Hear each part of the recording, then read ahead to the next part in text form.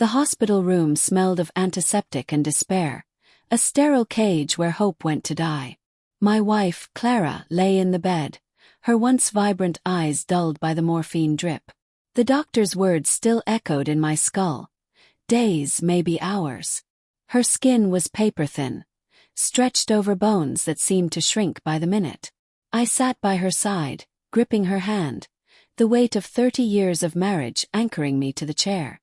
Then she turned her head, slow as a rusted hinge, and whispered, "I need to tell you something, Tom, about Michael." My heart lurched. Michael. Our oldest friend, the godfather to our daughter, the man who'd stood by us through every storm. Her voice cracked, barely audible over the beep of the monitor. I was never faithful with him. The words hit like a blade, slicing through the fog of grief. I froze, my thumb still tracing circles on her knuckles, as if my body hadn't caught up with my brain. Infidelity. Clara. The woman who'd baked bread for our neighbors, who'd cried during our vows, who'd held me together when our son died. Couldn't be. What are you saying? My voice was a stranger's, low and jagged. Her eyes flickered with something. Guilt, fear, or maybe relief. "It started years ago," she said, each word a pebble in a still pond, rippling out to drown me. "After Ben's accident. I was so lost, Tom. You were gone in your head. Michael was there." The room tilted. I saw it in flashes. Ben's bicycle mangled under the truck, the funeral where I couldn't speak, the months I spent staring at walls while Clara wept alone. Michael had been there, bringing casseroles, fixing the leaky faucet, sitting with her in silence. I'd been grateful. The word tasted like bile now.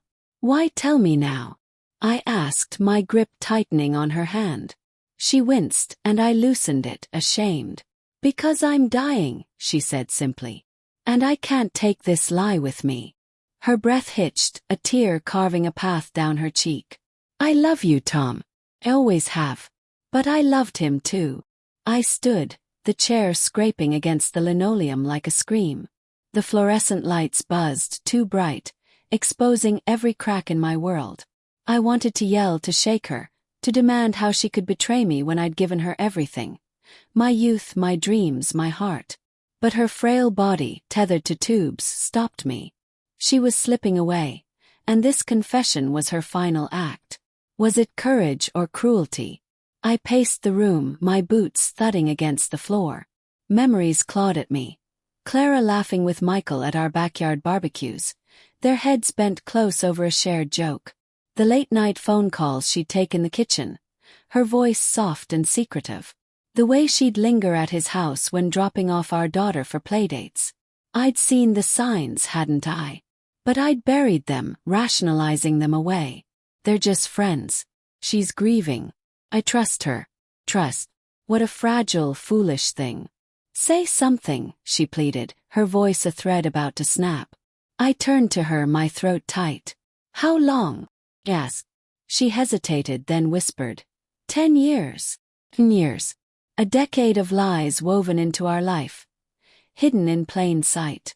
I saw Michael's hand on her shoulder at Ben's memorial, the way she leaned into him. I thought it was comfort.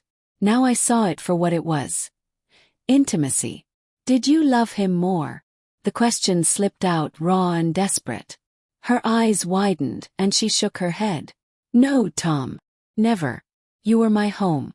He was an escape. An escape. From me. From our pain. From the man who'd failed her when she needed him most." I sank back into the chair, my anger warring with guilt. I hadn't been there after Ben died. I'd drowned in my own sorrow, leaving her to face hers alone. Was this my fault? Had I pushed her into his arms? The thought twisted in my gut, a snake coiling tighter with every breath. The door creaked open, and Michael stepped in, his face pale, eyes red-rimmed. He carried a bouquet of lilies, Clara's favorite. My stomach churned. Did he know she'd told me? His gaze flicked to her, then to me, and something passed between us. A silent acknowledgement of the truth now exposed. "Tom," he said, his voice heavy, "I didn't know you'd be here." "Bullshit," I snapped, standing again. The lilies trembled in his hands. Clara reached out, her fingers brushing the air. "Don't," she whispered. "Please, Tom. Not now." But I couldn't stop.